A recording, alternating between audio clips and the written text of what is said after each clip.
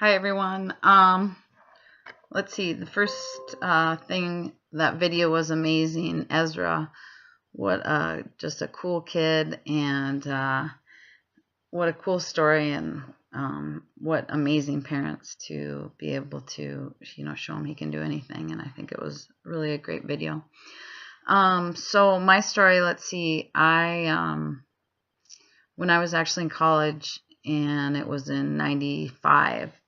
I was in a bad car accident, and I was hit head on the freeway, and it was actually a guy going the wrong way. It was a two-way highway, actually.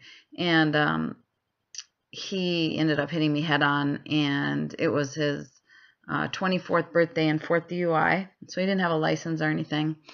And he, after it happened, I was knocked unconscious, and I didn't remember any of it. I woke up in the hospital, and jaws of life and everything had to get me out of the car. So, of course, I had a really bad concussion, head trauma, and some other injuries. But so anyway, when I did wake up, I just kind of never dealt with it. I just let my other everything heal, and then never really. I didn't ever really feel like it happened mentally, just because I didn't remember any of the accident. So I went back to school, and about 6 months later, I was at school, and I just started having these really bad panic attacks. And I'd never had a panic attack before. And eventually they got so bad that I actually had to I couldn't leave the house. I was so freaked out. I couldn't leave the house. And so my teachers were so incredible. They, this is back in the 90s, of course, so it was a little different, but they let me do all my classes through recording. So I wouldn't go there. Whoever would drop a tape recorder off, and get the class recorded and bring it to me at my house. And then that's how I finished basically the whole spring semester.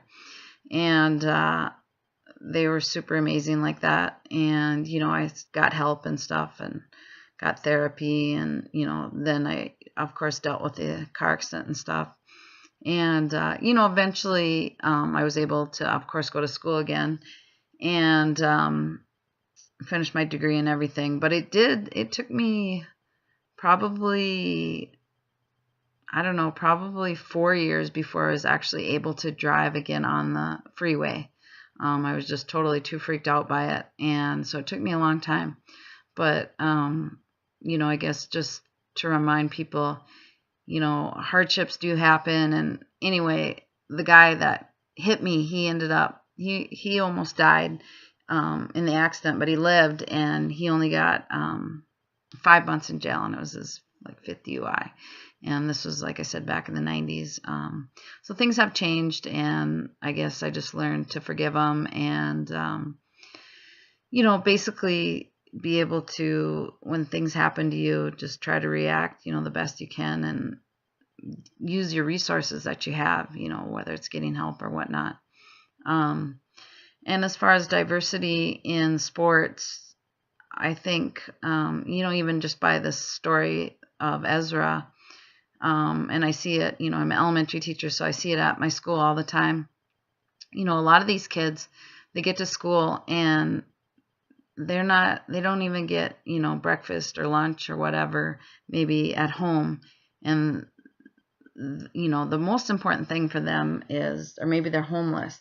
So what's really important to them is, of course, just, taking care of the basic needs, eating, clean clothes, sleep.